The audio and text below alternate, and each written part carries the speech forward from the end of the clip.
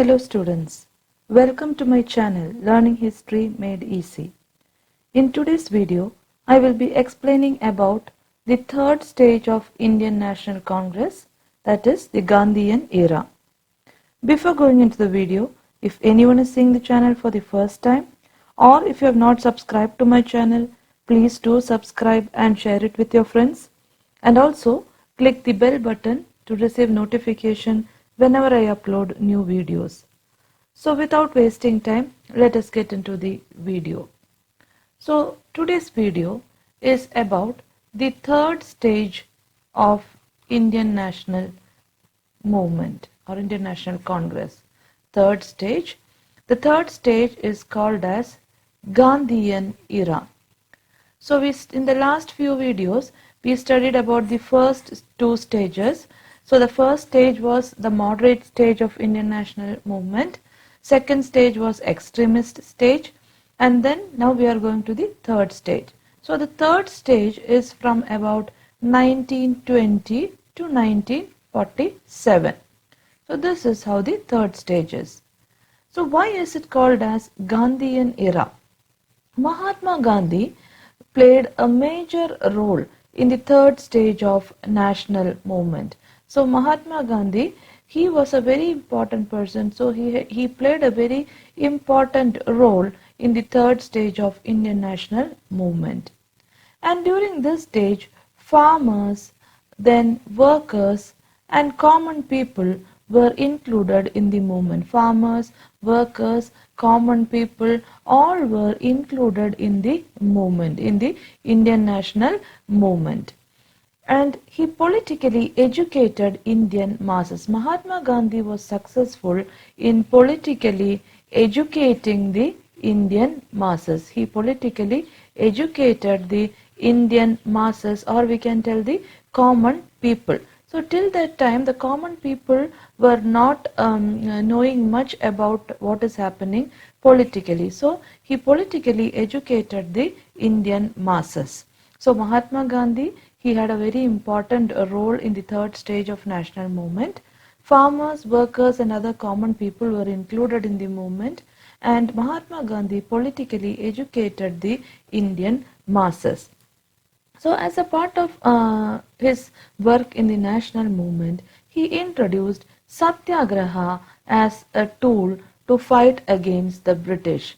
So Mahatma Gandhi introduced a new tool to fight against the British, that is Satyagraha. So he made Satyagraha as a new tool to fight against the British. Mahatma Gandhi practiced law in South Africa. So he practiced law in South Africa from the year 1893 to 1914.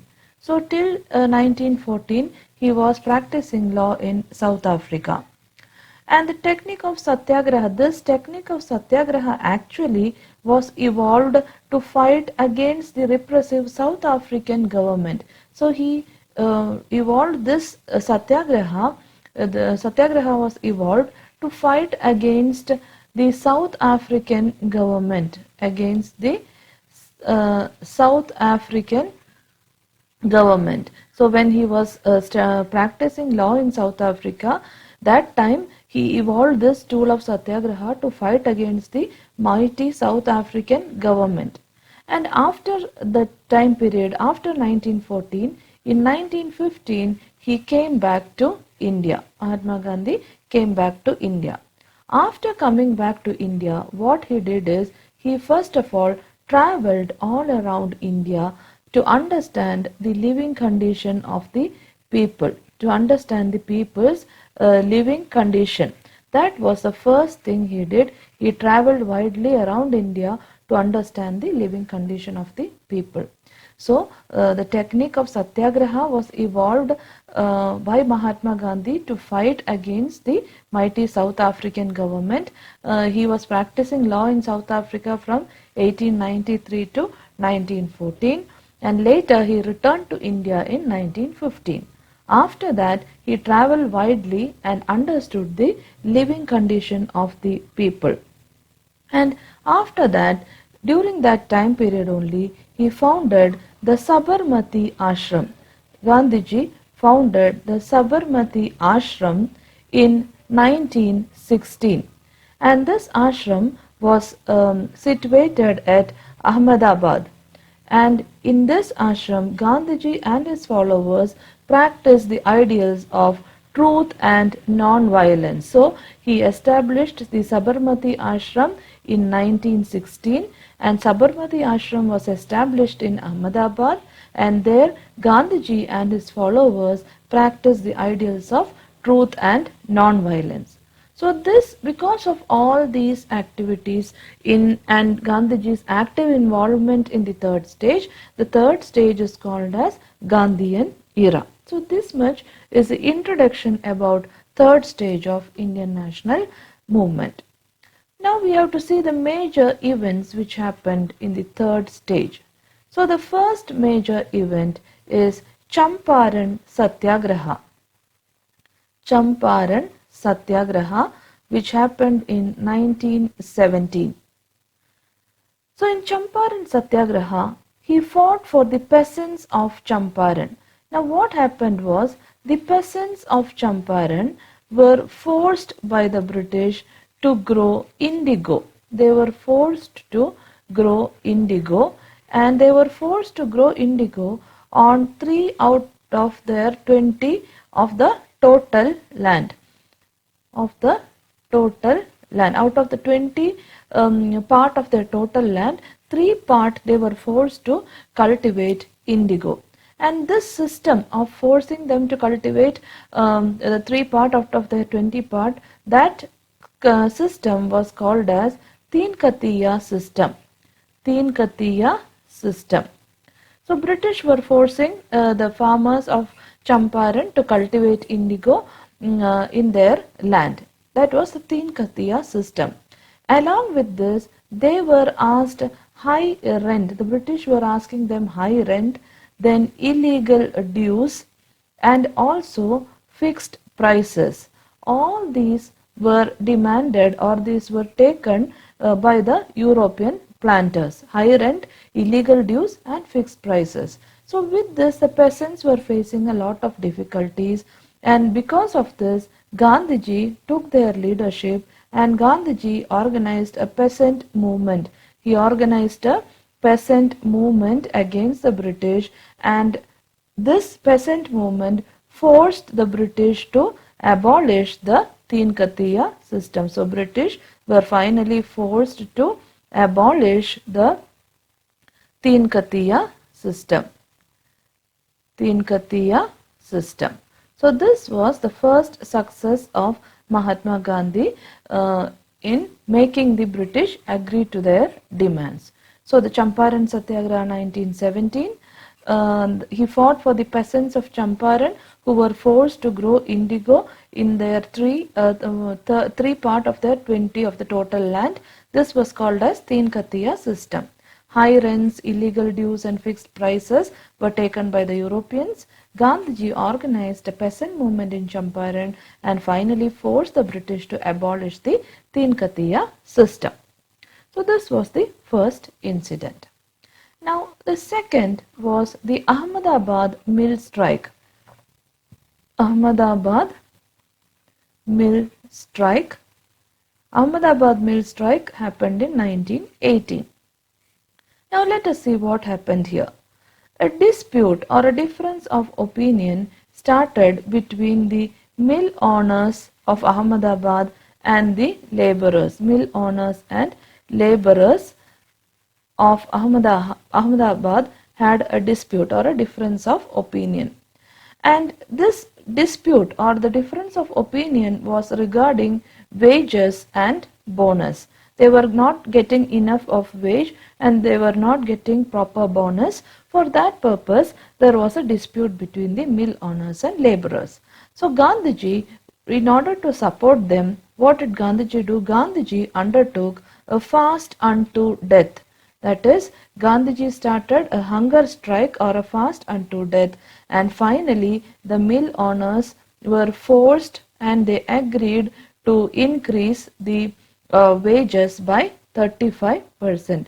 mill owners increased the wage by 35%. So this is how Gandhiji succeeded in the Ahmedabad mill strike. So a dispute or a difference of opinion arose between the mill owners of Ahmedabad and the laborers on the question regarding wages and bonus. Gandhiji undertook a fast unto death, and the mill owners agreed to increase the wages by 35%. Now that was the second incident. Now the third incident is called as the Kheda Satyagraha. Kheda Satyagraha. Kheda Satyagraha in 1918. So the farmers of Gujarat faced a severe drought in 1918. Farmers of Gujarat, they had to face a severe drought in 1918. Now, according to the revenue rules, so there was some revenue rules. According to the revenue rules, if the yield was less than 1/4 of the normal produce, if any year the yield is less than 1/4 of the normal produce, if any situation comes like that, then the farmers were entitled for remission. Then the farmers will get remission. Okay, were entitled for remission. This was the agreement, or this was the revenue rule during that time. If any year the yield is less than 1/4 of the normal because of any reason, then the farmers were eligible for remission. But what happened was, this year the farmers had faced a drought and the yield was less.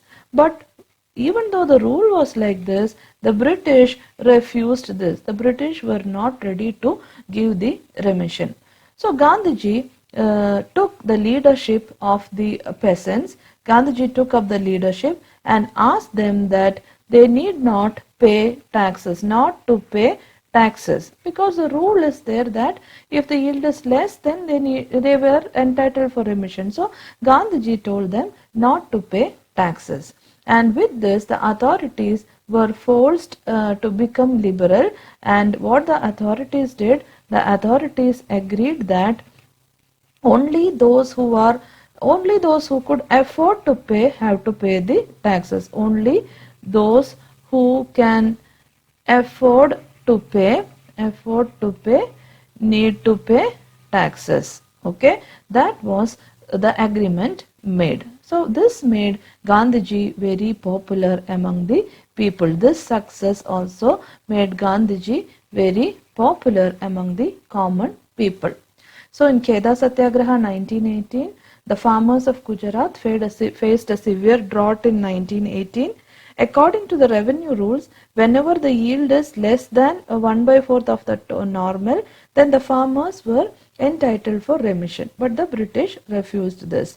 Gandhiji took up the leadership of the peasants and asked them not to pay taxes. The authorities were forced to become liberal, and they collected revenue only from those who could afford to pay. And Gandhiji became very popular. He came in close contact with the masses. So this was the third incident in the Gandhian era. So now let us just see the points which we have studied till now. The third stage, Gandhian era, 1920 to 1947. Mahatma Gandhi played a prominent role in the third stage of national movement. Farmers, workers and other common people were included in the movement. He politically educated the Indian masses and introduced Satyagraha as a tool to fight against the mighty British Empire. Mohandas Karamchand Gandhi practiced law in South Africa from 1893 to 1914.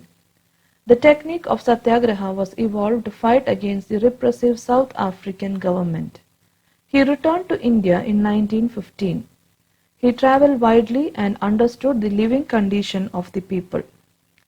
He founded the Sabarmati Ashram in 1916 at Ahmedabad, where Gandhiji and his followers practiced the ideals of truth and non-violence. Champaran Satyagraha. He fought for the peasants of Champaran who were forced to grow indigo on 3 out of 20 of the total land. This was popular as Theenkathiya system. High rents, illegal dues and fixed prices were taken by the European planters. Gandhiji organized the peasant movement in Champaran and forced the British government to abolish the Theenkathiya system. Ahmedabad mill strike. A dispute arose between the mill owners of Ahmedabad and labourers regarding wages and bonus. Gandhiji undertook fast unto death and the mill owners agreed to increase the wages by 35%. Kheda Satyagraha. The farmers of Gujarat faced severe drought in 1918. According to the revenue rules, whenever the yield was less than 1/4 of the normal produce, the farmers were entitled for remission. The British officers refused this, and Gandhiji took up the leadership of the peasants and asked them not to pay taxes. The authorities were forced to become liberal and collected revenue only from those who could afford to pay. This brought Gandhiji in close contact with the masses. Now let us move on to the next incident. The next incident is the fourth incident, Jallianwalabhag Massacre. Jallianwalabhag Massacre, 1919. The British government introduced Rowlatt Act in 1919. So Rowlatt Act was introduced by the British government in 1919. Now what is Rowlatt Act? According to the Rowlatt Act, it allowed the arrest of any person by the police without a warrant. So Rowlatt Act allowed the arrest of any person by the police without warrant. So usually if a person has to be arrested, a warrant should be there, but according to Rowlatt Act, any person can be arrested without a warrant, and again indefinite imprisonment, also indefinite imprisonment, that is, a person can be kept in prison for an indefinite time, that too without a trial. So this was what was there in Rowlatt Act. So Rowlatt Act was introduced in 1919. The act allowed the arrest of any person by the police without warrant and indefinite imprisonment without trial. So as soon as this act was passed, Indians opposed it, because if this act is passed, any Indian can be arrested without warrant and can be kept in prison without trial. So Indians opposed this, and Gandhiji took the leadership, and Gandhiji, he first called for a massive hartal, and this hartal was organized on 6th April 1919. This massive hartal was organized on 6th April 1919. People were very enthusiastic, people responded very positively towards this, and there were many many strikes were there, processions were there, demonstrations were there, rallies were there, all were conducted. And what the British did, British in return of these, when the people did all these things, British resorted to lathi charges and arrest. They arrested many people and they lathi charged the people. So Gandhiji called for a massive hartal on 6th April 1919, and people responded very positively. Processions, strikes, rallies, everything were held, and the British responded with lathi charge and arrest. So this was happening as a response to the response to the Rowlatt Act.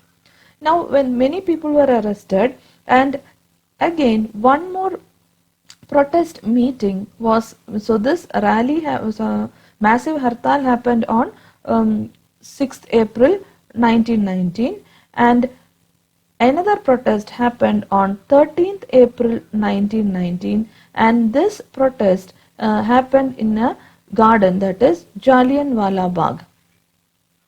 So another protest was happening in Jallianwalabhag. Jallianwalabhag is in Amritsar, and here protest was happening against the arrest of leaders. When the massive hartal was happening. Many leaders were arrested. So they were protesting against arrest of leaders as well as Rowlatt Act. Protest was happening on 13th April 1919. So when this protest was happening, a British general, that is General Dyer, he was the commander of Amritsar. He surrounded the garden with his troops, surrounded the bagh or the garden with his troops,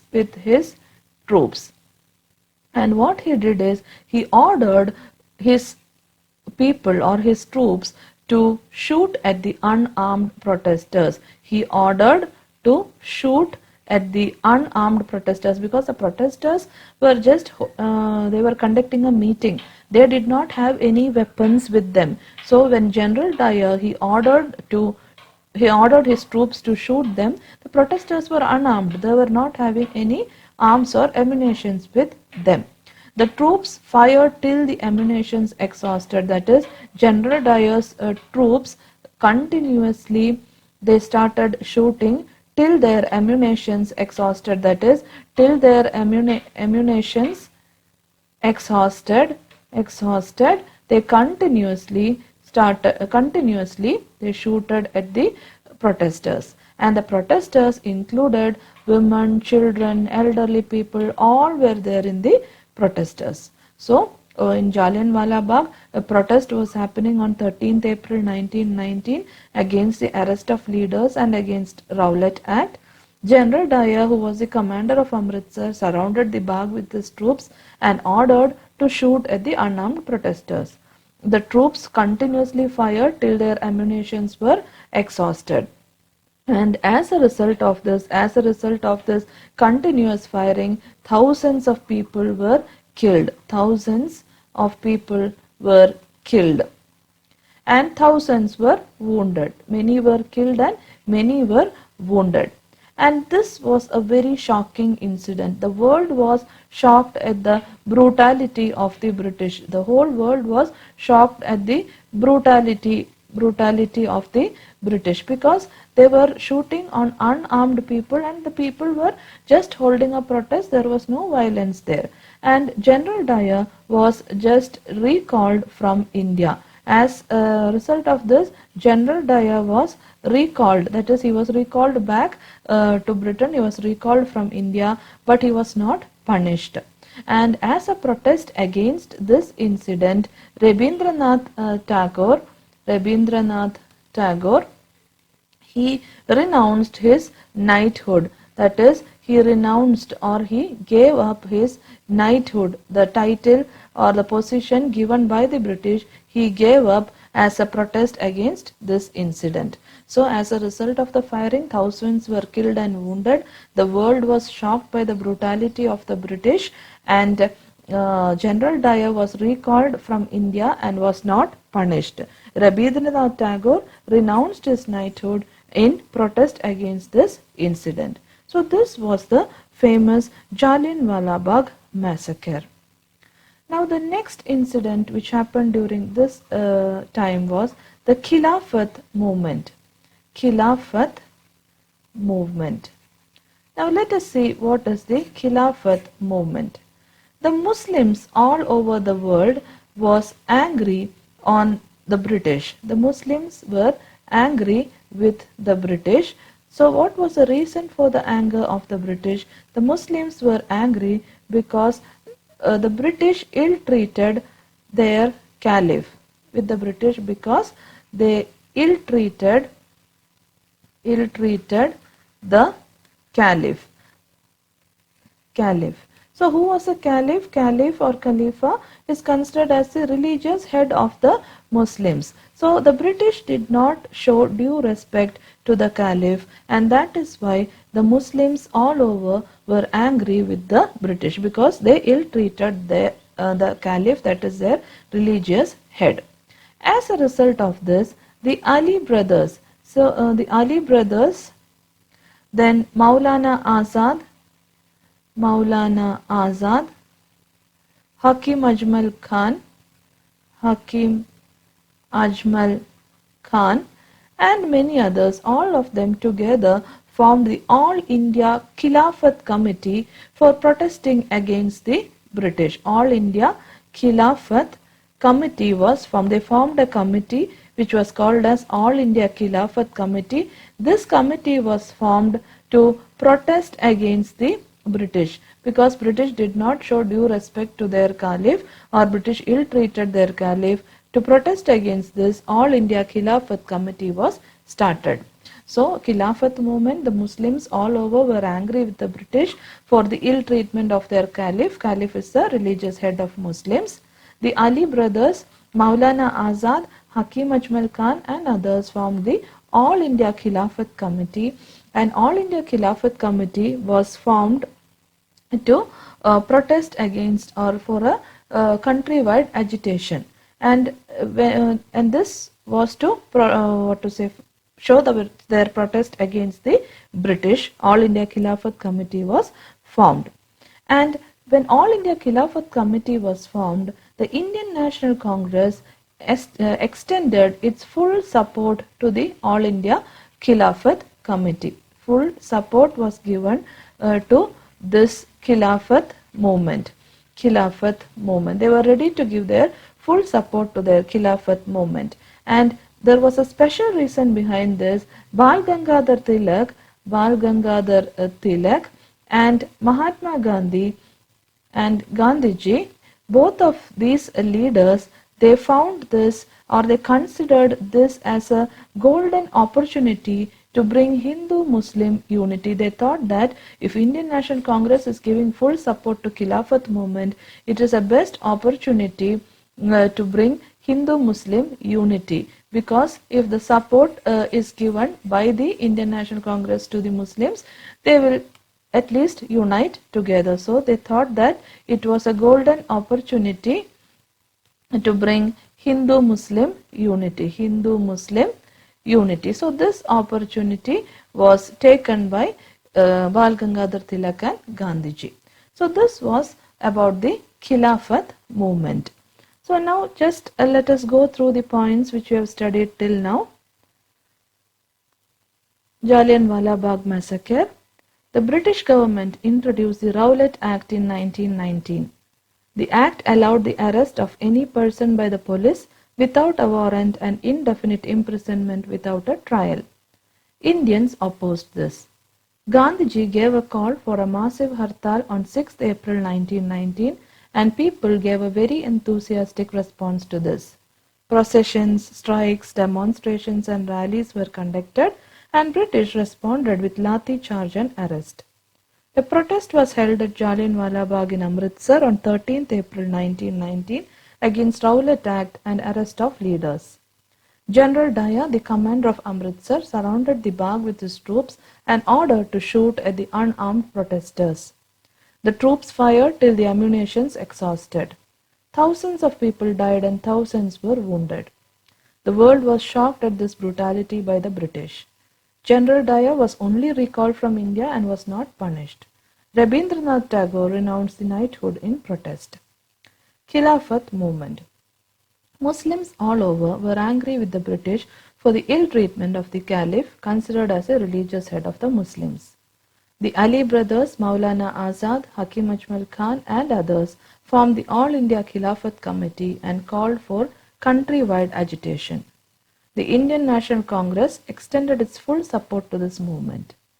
Bal Gangadhar Tilak and Mahatma Gandhi considered this as a golden opportunity to cement Hindu-Muslim friendship. So now let us move on to the next incident, that is Non-Cooperation Movement. Non-Cooperation Movement. Non-Cooperation Movement. So what is the non-cooperation? Non-cooperation movement basically from 1920 to 22. A special session of Congress was held at Calcutta in 1920. So a Congress session was held at Calcutta in the year 1920. And Bal Gangadhar Tilak passed away on 1st August 1919. So Tilak passed away on 1st August 1919. Now the responsibility of the Congress fell on leaders like Gandhiji, Motilal Nehru, C.R. Das, etc. Now in this special session of Congress at Calcutta, Gandhiji made a plan. Gandhiji introduced a plan, that is nationwide non-cooperation movement. Gandhiji decided to launch a nationwide non-cooperation movement, and this Congress session accepted this plan.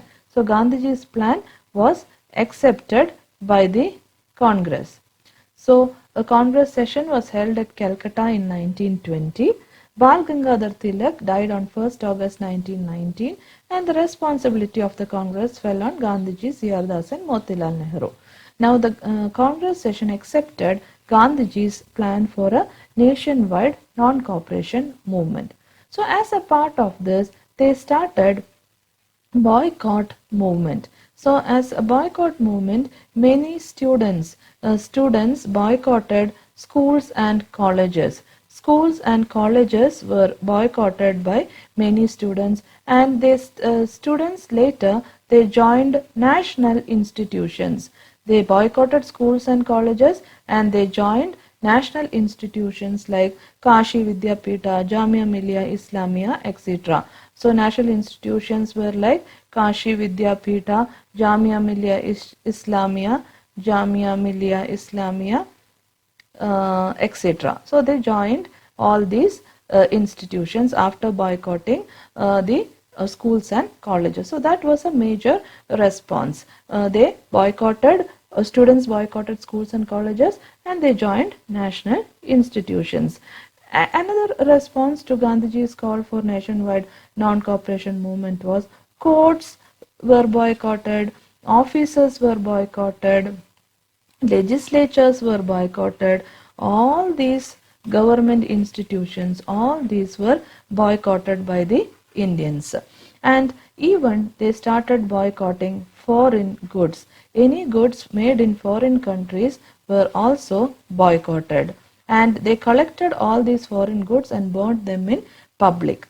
And instead of foreign goods, people started using Swadeshi goods.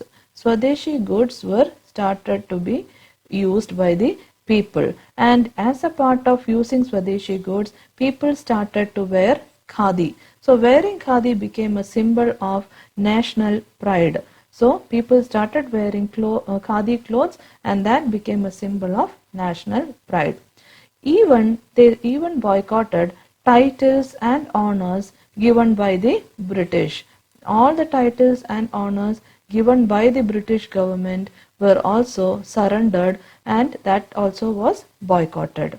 And this movement, this nationwide non-cooperation movement, it shook the foundation of the British. The British started to shook the British foundation, because Indians joined together, and all around India the courts, offices, legislatures were boycotted, foreign goods were boycotted, and they were collected and burnt in public. People began to use Swadeshi, that is Indian made goods, and wearing khadi became a symbol of national pride. Titles and honors given by the British were surrendered, and all these shook the foundation of the British. So British was shaken by this nationwide non-cooperation movement. Now, when it was all going on well, Gandhiji withdrew the non-cooperation movement. Everything was going on well, but during that time, Gandhiji withdrew the non-cooperation movement, and this happened on 5th February 1922. And why did Gandhiji withdraw the non-cooperation movement? This was because of an incident called as Chaura incident. Chaura incident. Because of this Chaura incident, Gandhiji withdrew the non-cooperation movement. Now, what is Chaura incident? So there was a procession, a mob procession was going on. This procession was provoked by a few policemen. Provoked by a few policemen. So a procession was happening. Many people were moving together in a mob procession, and suddenly it was provoked by a few policemen, and this happened at Chauri, Chaura. Chaura. And because of this provocation, what happened? The people, the mob, burnt down the police station. The mob burnt the police station at Chauri Chaura, and along with burning the police station, 22 policemen were also burnt and killed. Okay, so the mob burned the police station with 22 policemen. So Gandhiji withdrew the non-cooperation movement on 5th February 1922. This was because of the Chauri Chaura incident. The mob in a procession was provoked by a few policemen at Chauri Chaura, and it resulted in the mob burning the police station with 22 policemen. And Gandhiji, who believed in complete non-violence, was very upset, and he withdrew the non-cooperation movement. But C.R. Das and Motilal Nehru, they were not very happy with the withdrawal of non-cooperation movement. They were not happy with Gandhiji's decision. So they wanted to end the boycott of legislature, and they wanted, both C.R. Das and Motilal Nehru, they wanted to contest elections. So they wanted to end the boycott of this legislature, and they wanted to contest the elections. The Congress rejected to contest elections. So, but this demand of C.R. Das and Motilal Nehru was rejected by the Congress. So the Congress rejected the demand of C.R. Das and Motilal Nehru to contest the elections. So with this, C.R. Das and Motilal Nehru, they formed a separate party called as the Swaraj Party. So when the Congress rejected their demand, C.R. Das and Motilal Nehru formed a party, that is Swaraj Party, and they contested in the election. So they wanted to oppose the government within the legislature. So C.R. Das and Motilal Nehru were not happy with the withdrawal of non-cooperation movement by Gandhiji. They wanted to end the boycott of legislature and wanted to contest the elections. And the Congress rejected the demand, and C.R. Das and Motilal Nehru founded the Swaraj Party. So this was about the non-cooperation movement. So now let us see the points which we have studied till now. A special session of Congress was held at Calcutta in 1920. Bal Gangadhar Tilak died on 1st August 1919, and the responsibility of the Congress fell on leaders like Gandhiji, C.R. Das and Motilal Nehru. The Congress session accepted Gandhiji's plan of launching a nationwide non-cooperation movement.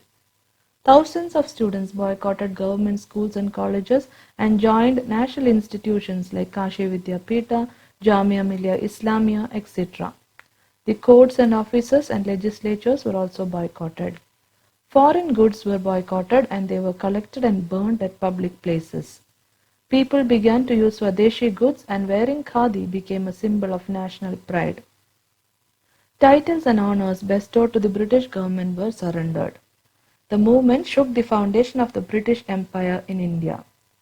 Gandhiji withdrew the non-cooperation movement on 5th February 1922 due to the Chauri Chaura incident.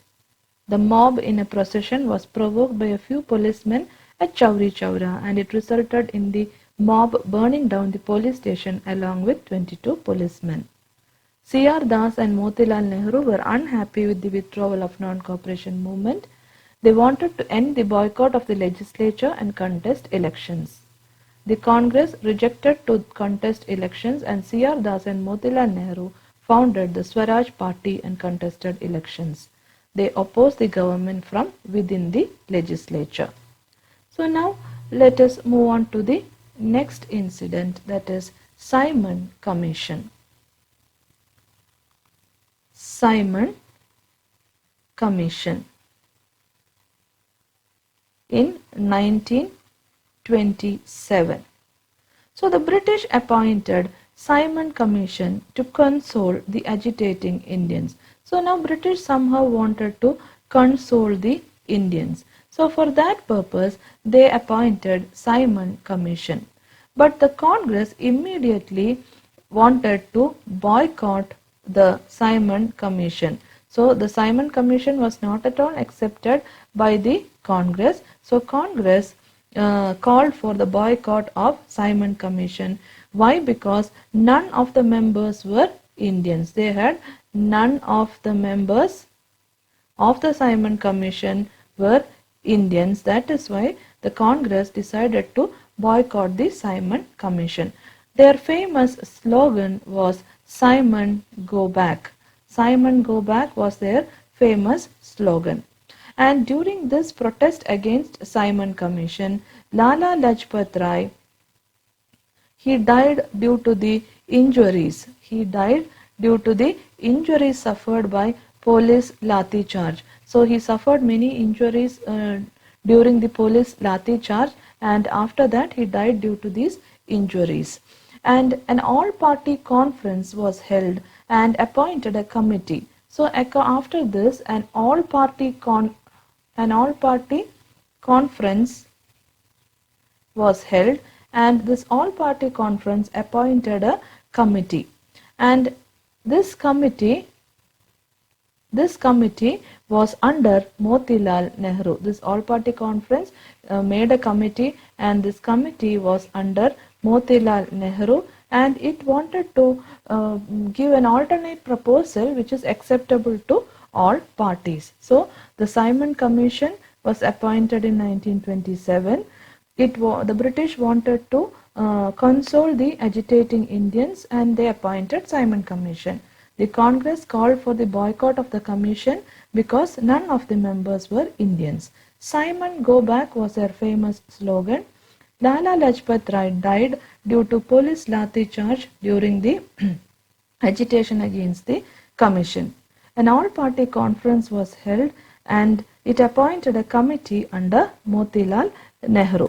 So the all-party conference appointed a committee, and this committee, the responsibility of the committee was to provide an alternative proposal, and this proposal should be acceptable to all parties. They had to make an alternative proposal which is acceptable to all parties. So this was the committee, and the committee was headed by Motilal Nehru. So like that, a committee was appointed, and the committee submitted a draft proposal. So they decided, and a draft proposal was made, and this draft proposal was made in 1928. It was very famous as the Nehru Report, because Motilal Nehru was the head. It was famous as Nehru Report. But after this proposal came, there was a difference between the parties like Muslim League, then Hindu Mahasabha,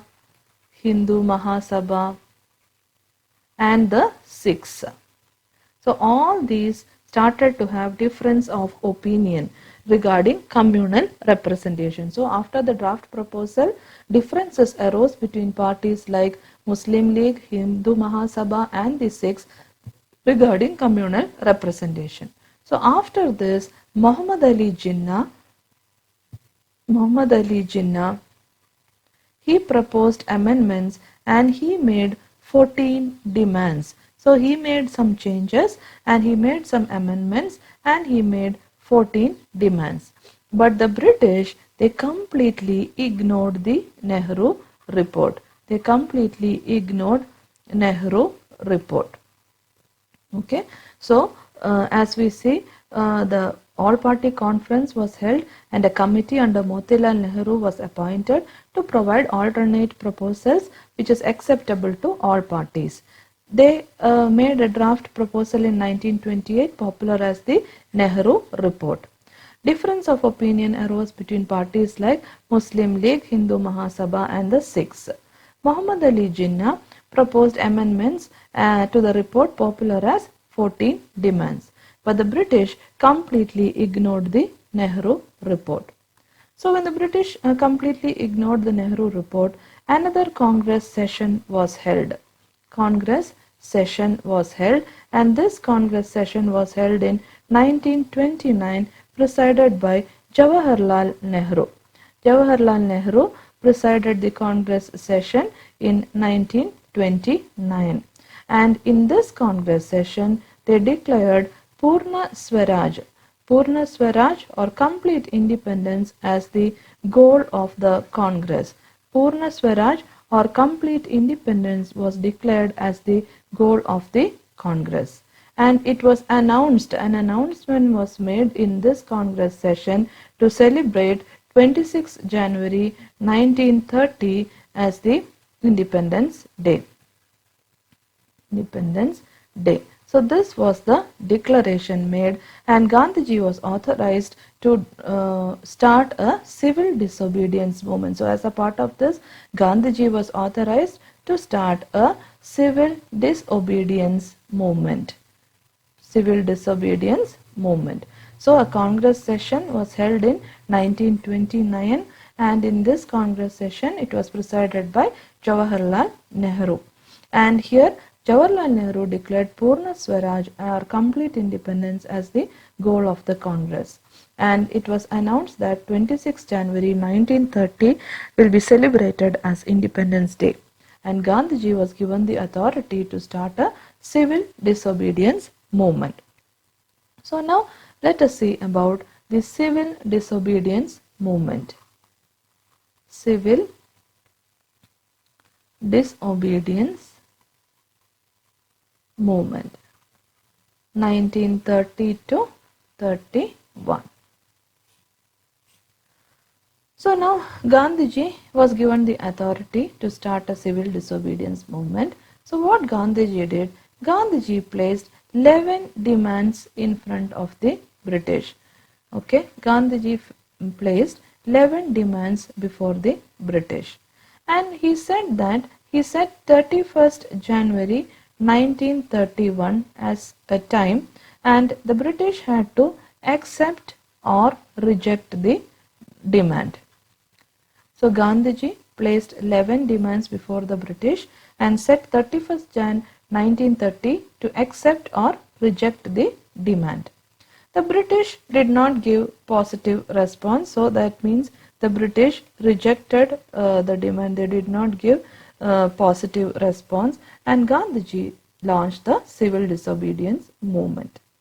As a part of civil disobedience movement, the famous Salt March or the famous Dandi March was started by Mahatma Gandhi, and it was started with 78 members.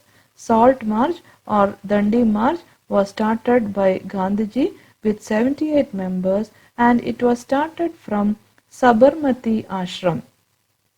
Sabarmati Ashram, and it was started on 12th March.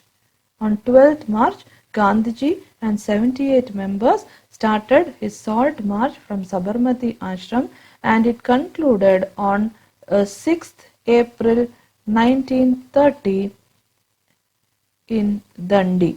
So the march was concluded on 6th April 1930 at Dandi. So civil disobedience movement, Gandhiji placed 11 demands before the British and set 31st Jan 1931 to accept or reject.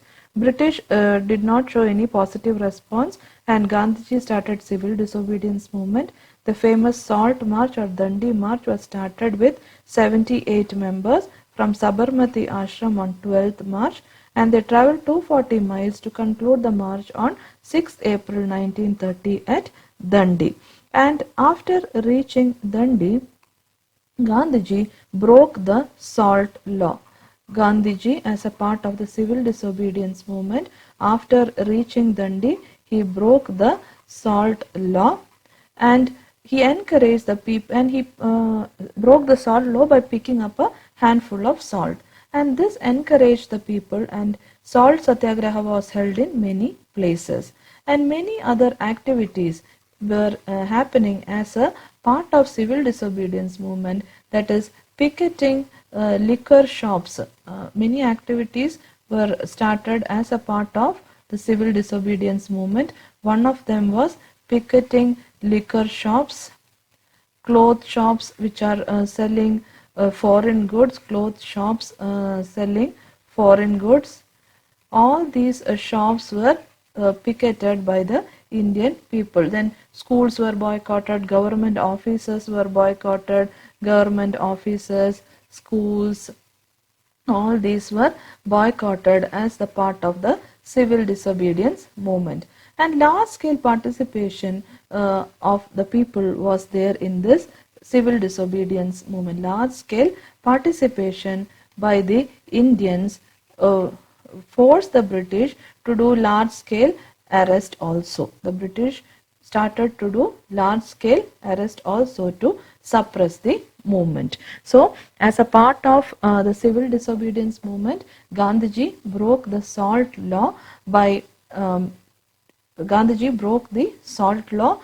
picking up a handful of salt, and this encouraged the people in many other places, and salt satyagraha was held in different places. Many other activities like picketing liquor shop, clothes shop selling foreign goods, boycotting of schools, government offices, colleges, all these activities were held. And large scale participation by the Indians, many Indians participated, and this large scale participation by the Indians made the British to do large scale arrest also to suppress the movement. So this was the civil disobedience movement launched during the Gandhian era.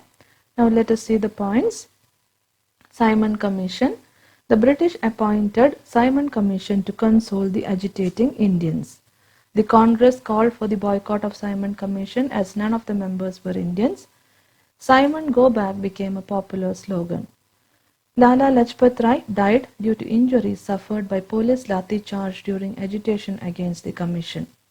All-party conference was held and appointed a committee under Motilal Nehru to provide an alternative proposal acceptable to all political parties. The committee submitted its draft in 1928, popular as Nehru Report. Differences arose between parties like the Muslim League, the Hindu Mahasabha and the Sikhs regarding communal representation. Muhammad Ali Jinnah proposed amendments to the report popular as 14 demands. British ignored the Nehru Report.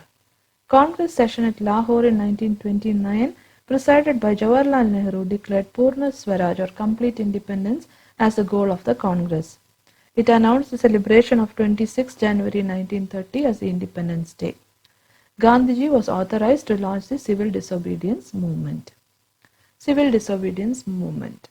Gandhiji placed 11 demands before the British and set 31st January 1930 to accept or reject the demand. The British gave no positive response and Gandhiji launched the civil disobedience movement. The famous Salt March or Dandi March of Gandhiji started with 78 members from Sabarmati Ashram on 12th March. They travelled 240 miles to conclude the march on 6th April 1930 at Dandi.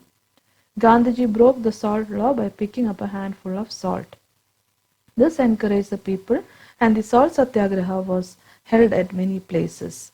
Many other activities like picketing the liquor shops and clothes shops selling foreign goods, boycott of schools, colleges and government offices, etc. were held. Large-scale participation made the British resort to large-scale arrest and repression to suppress the movement. So all these were some of the important activities during the third stage or Gandhian era. This is a very important and probable essay question, 10-mark question for your final exam. So please learn the points very thoroughly, learn it point by point. Now in the next video I'll be explaining about the 3 roundtable conferences. So I hope you have understood all the points till now very clearly. If you have any doubts, you can ask in the comment section. And please do like, share and subscribe to my channel. Your likes and comments will be of a great encouragement for me to make more and more videos. So I hope to see you all soon in the next video. Thank you for watching.